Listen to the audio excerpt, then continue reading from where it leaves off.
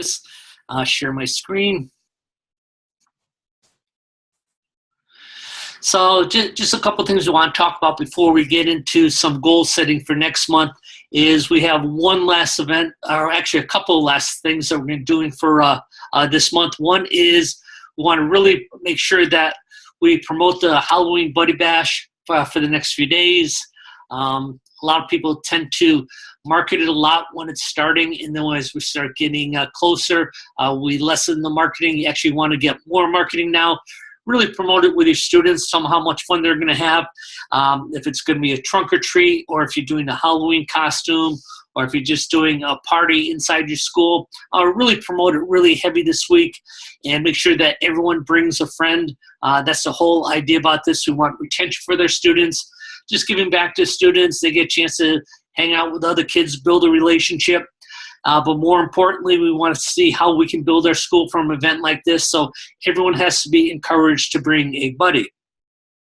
It's really important that they bring buddies, but we have to get the names and numbers of the buddies.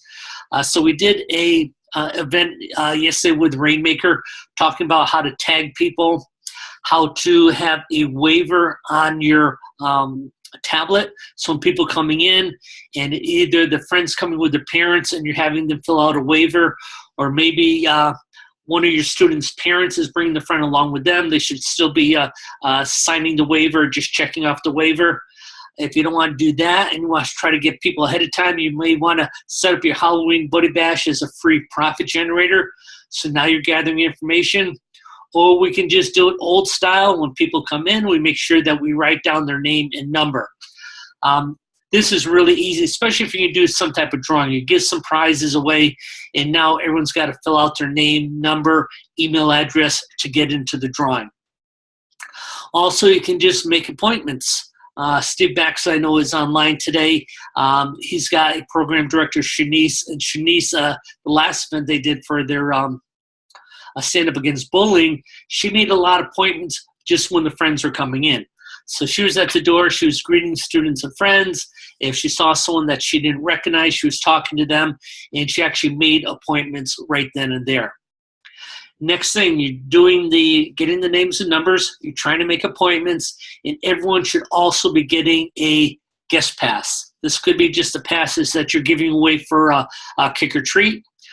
This makes it really easy to do a follow-up phone call. So if I've got everyone's names and numbers, and make sure I gave them a pass for free 2 weeks or free month.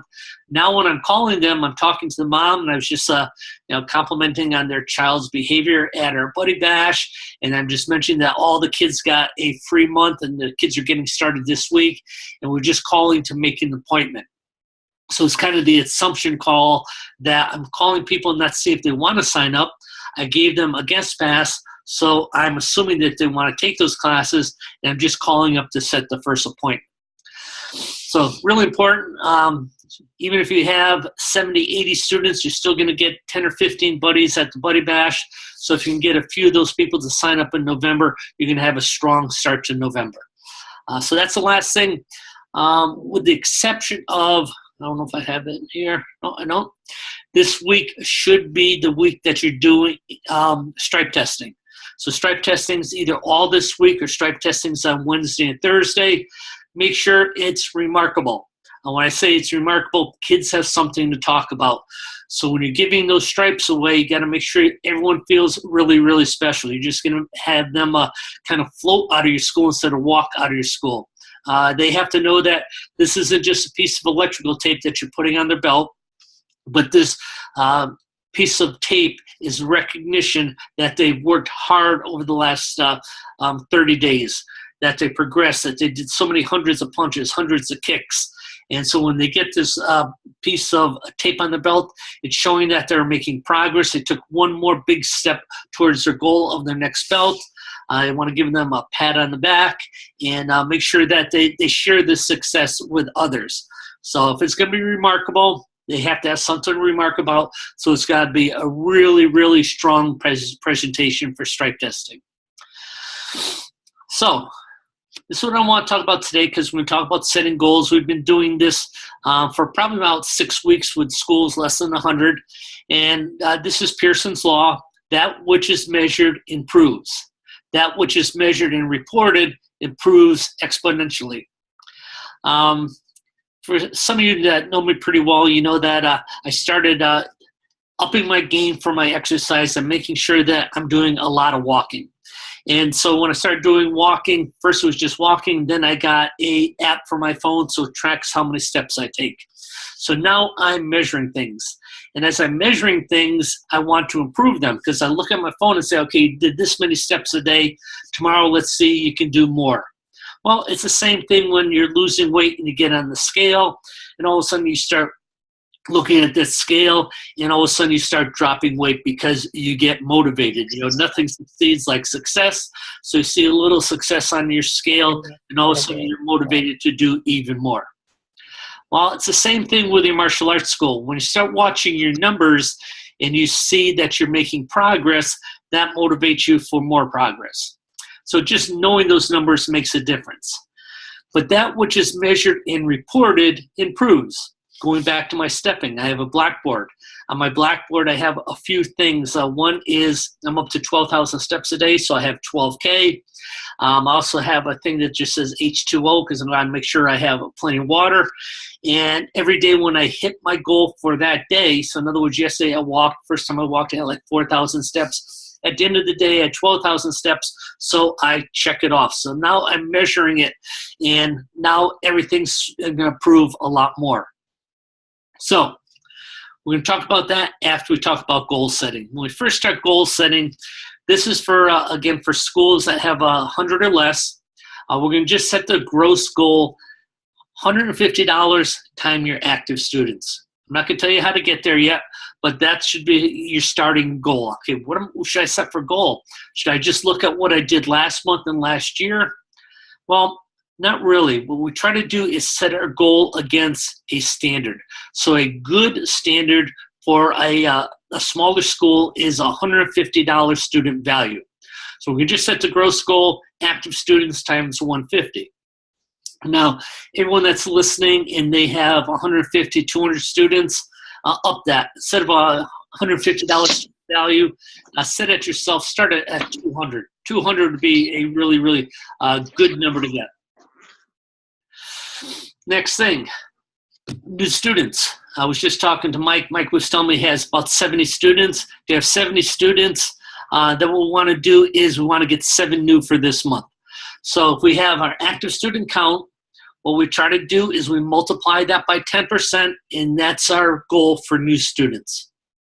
Upgrades and renewals, because we want to be able to hit this number. Upgrades and renewals is 8% of our active count. So if you had 80 students, your goal is 6. This is just basic goal setting. The most important thing I think on goal setting is financials. The reason I'm saying this is I talked to some schools with less than 100. I asked them why they want to get 100, and they told me because I want to make so much per month. Well, that's one way of thinking of it. Another way of thinking is I just got to get certain numbers of new students, and I get them to pay in full, so a certain amount of new students to give me down payments, and same thing with renewals.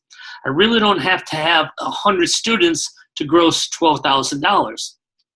I could gross $12,000 by signing up 12 students and having them all pay in full. So first thing I want to do is set financial goal. If you don't hit your financial goal, you're not going to pay your rent, you're not going to be able to pay your team, you're not going to be able to pay your utilities, and you're not going to be paying your salary. So the number one goal is your financial goal. But to support that and to make sure we have business in the future, we have to get new students, and of course we have to get renewals. So this is our goal setting, but I want to go back to this, which talks about measuring and reporting. Rainmaker is a huge tool. When you look at the dashboard, you get a lot of information. I also like to have a visual. This could be just a chart, it could be a blackboard, it could be a whiteboard, but it's just a visual that's in your office so you can track your progress on a daily basis. So I broke this chart into 6 days and 4 weeks, so this will be a monthly chart. On the left-hand side, each day I'm going to be tracking certain areas. C is for calls. How many people inquire about my school? A is appointments. How many appointments am I going to make today? I is intros. How many people come in or came in and did a tour? Or how many people came in and actually took an intro class? E is for enrollments, and R is for renewals. Renewals can be a renewal or upgrade. So let's go back to this school that we set up. We said it has 80 students, and so we've got to get 8 new students this month and 6 renewals. So when I did this chart at the end, I go, what I need? Well, I need 4 calls per week. I need 3 appointments. I need 3 intros. I need 2 enrollments, and I need 1.5 renewals. The reason I got these numbers is it's an 80-20% rule. So if out of my calls, 80% of those people should make appointments, 80% of the appointments should come in and take an intro, and 80% of those people should sign up. So when I work backwards, I know to get these new students at the end of the month. If I want to get 8 students, I have to get at least 16 calls. So each day, I'm not going to make this is going to be hard. I'm not going to have to enter this in the computer. If this is printed off and I got a call, I'm just going to put a check mark. If someone made an appointment, I'm going to put a check mark on A. So at the end of the week, I'm going to see how close I came to what I need.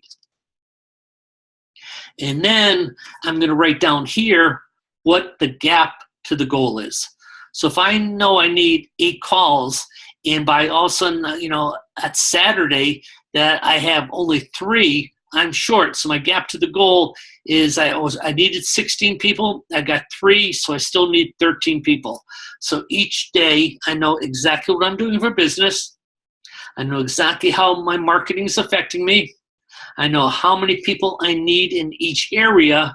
And at the end of the week, I know what the gap to the goal is, so I can reset my standards and maybe reset the plan. So this is about as simple as it can get. This is exactly the way I tracked when I had my my schools in the past in Connecticut, Arizona, Florida. This is exactly what I did. I actually just had it as on my desk, and if someone made a call or someone called in, I would make an appointment. I'd just check it off. I knew when people came in for an intro, I just checked off that they showed up. Very, very easy visual. But again, it's monitoring the numbers. I know what numbers I need and what I'm doing on a daily basis. So if I'm going through and all of a sudden it's Wednesday morning and I go, man, I haven't signed up anybody, well, that's going to make me work harder on Wednesday, Thursday, and Friday. It's just a real good motivator. So this is the first chart I would get. The second chart I would get is called the money map, because when we first started this, I was saying that the most important thing we want to concentrate on is our finances. Our finances are going to indicate that if we're going to stay in business or we're going to close. This would be an example of a money map. So the money map for this one, again, the goal for a school with 80 people is $12,000. So again, I'm going to put down the days of the week. I'm going to do the 4 weeks, and I'm going to write down what I'm doing for money. So on Monday, if I took a down payment of $100, I'm going to write $100 here. If I did a paid in full for $1,000, I'm going to put the $1,000 there. If I sold gear packages, in other words, I signed up a new student today, he gave me a down payment. He also bought a $100 gear package. I'll write $100. Then at the end of the week, I'm going to see exactly how much money I took in total and what my gap to the goal is. So every day I track the money. That's the money map. And Saturday, I'm going to take the total I took in. I'm going to subtract it from the 12,000, and this is the gap to the goal. I'm going to study the gap to the goal. If I have a team, I have an instructor, maybe, and I have someone working the front end, they're always going to know the finances. It's kind of weird that we run a martial arts school where people know our business, but if our team is going to help us reach our goal, the team has to know what we have to do on a daily basis making money. So if I have a front-end person, I say, well, our gap to the goal is increasing. It should be decreasing. So what we have to do is make more appointments. So instead of maybe waiting for the phone to ring, we're going to do more outgoing calls. Maybe instead of waiting for the phone to ring, we're going to be out there doing flyers for our school. Whatever needs to be done to increase our cash. But too many people wait to the end of the month to see how many students they signed up and where they are financially. You want to know what's happening on a day-to-day basis. So again, you can look at your Rainmaker. Again, Rainmaker dashboard's totally awesome. I just like this, especially when I'm building my school, because I want to make sure that I'm doing some type of business, I'm getting some type of revenue on a day-to-day basis, because again, that's how I'm going to build my business into something bigger, invest, or what I'm going to do with that money. So Zig Ziglar says we have to plan to win, we have to prepare to win, and we have to expect to win. So this is all the plan. The plan is to make $12,000 to sign up so many students, and now we have to prepare. So make sure that you have a marketing plan now to support those new students in that money. So we start with just internal events. So we're sitting down this week because next week starts November. So what internal events are we doing? Well, you should be doing at least 3. Next week should be your guest day. So next week, if you're having a guest day, or next week is a whole guest week, everyone's bringing in friends. Make sure you have something special in mind so people can bring their friends. One of the things that stops friends from coming in is kids go to their friends and go, hey, we're doing a karate class. Do you want to come to karate class? Most friends say no to that right away because they don't know karate and they don't want to look foolish. So if we have a guest day, and during that guest day that even a beginner is going to learn how to break a board or whatever it's going to be, there's something exciting about someone new coming in for that guest day. Plan your parents' night out. That's usually the second Friday of the month. Start getting a theme, announce it, start putting it on Facebook, put it on your events. I saw a school the other day from New York. The instructor came out, it was on a Monday, and he said, okay, these are the events for the month. It was really, really cool video. So maybe you want to advertise your parents' night out that way. The third week of the month is usually when all parents of our new students are coming in for an orientation. So that's our VIP parents class. Internal event, holiday sale. The holiday sale is the week before Thanksgiving on that Saturday or that Sunday. So make sure you're planning that. November is Movember, meaning that it's dedicated towards men's health. Great time to come in and have a special class for all the dads, men in your community. It's a punch and lunch. They're going to come in and they're going to do some self-defense training, maybe some weapons training or defense against weapons, and that also includes lunch. So now you're getting in and kind of doing an open house. Everyone comes in, all these men have a good class, and then you treat them to lunch, and then we try to sign up the friends. Student Appreciation Day or an open house. Really, really important for November. Our way of saying thank you for all our students that support us for the entire year. It goes along with Thanksgiving. So we're going to have one Saturday. It's just open where anyone can come in and take any class. We're going to do demonstrations. So it's a Student Appreciation Day and open house. We'll start planning our event. The event is usually for the Black Friday, the day after Thanksgiving. We're running a day camp. I know here in Florida, kids have the entire week of Thanksgiving off. So it's a great chance for the schools down here to do a camp week. So you may want to look at your schedule because when the kids are off, parents still have to work. So they want to make sure they have someplace fun and safe for their kids to go to. So all these events are either marketing or bringing in income. External ideas. If you need 16 people contacting you about your school, you got to make sure you're doing enough external marketing. Maybe you can do flyers, rack cards. I took my dogs for a walk today, and it was kind of neat. I came back, and there was a rack card in my door, not for martial arts school, but for internet provider. So it just shows that, and this was Infinity. So Infinity is a huge company. They do a lot of marketing on TV. They do a lot of marketing on Facebook, but they still put a rack card in my door because they still know that getting in front of people, it's all about branding. So don't discard print type of marketing. Blow up Facebook throughout the entire month. If you have certain newspapers that are just local, just think about Jason Smith. He's in a small town. I don't know if he has a local newspaper, but that's probably an inexpensive way to do advertising. Doing outgoing phone calls. Look at Steve Baxley, his program director, Shanice. She's relentless at her calls. She calls people all the time. She's got a great personality.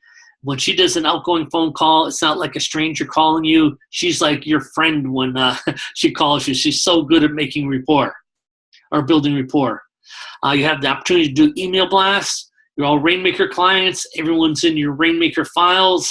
So, sending out email blasts, talking about your holiday sale, talking about your punch and lunch, inviting people into your appreciation day and open house.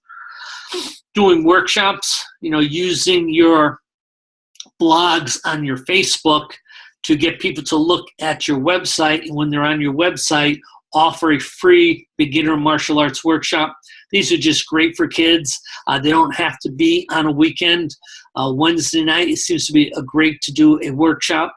So now you're talking about kid safety or bully prevention, and then you let people to sign up for a workshop. Let people sign up online for a workshop for a beginner's martial arts class. So you're looking how to break 100. So first we said, okay, we're going to end last week of October, last week, best week. We got the Halloween Buddy Bash, super time to get people in. Just make sure you don't just do an event and say, wow, that was a great event. And then you talk to me and go, how many people did you have? Well, I had a lot. Well, did you get all their names? Oh, I wish I did. Just telling you ahead of time, get their names and numbers.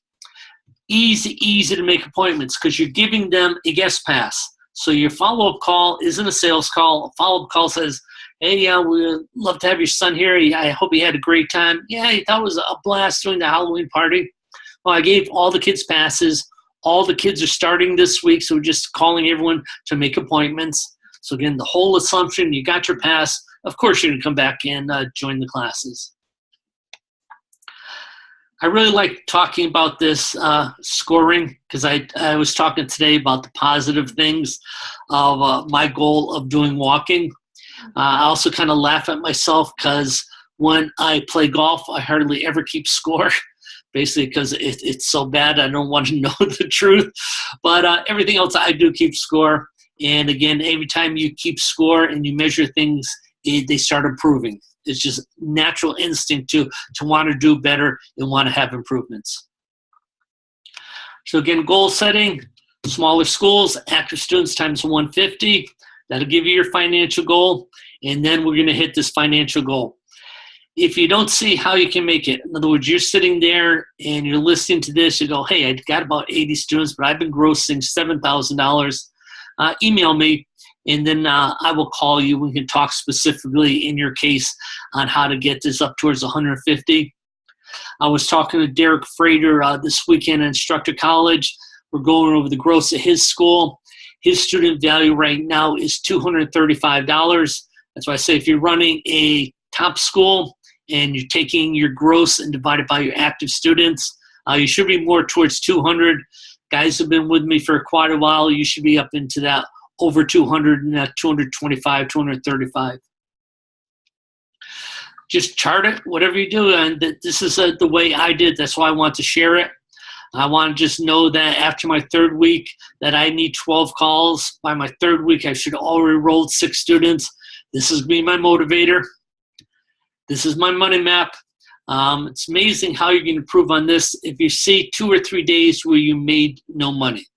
And again, you're going to have to decide, I'm going to make $500 a day or whatever. And if you're not making that, that's going to be your motivator. Here's your revenue stream. So you have deposits, paid in fulls, gear, events, which will include birthday parties, Rainmaker. The only one I didn't put up here was testing fees because this is a non-testing month. Any questions?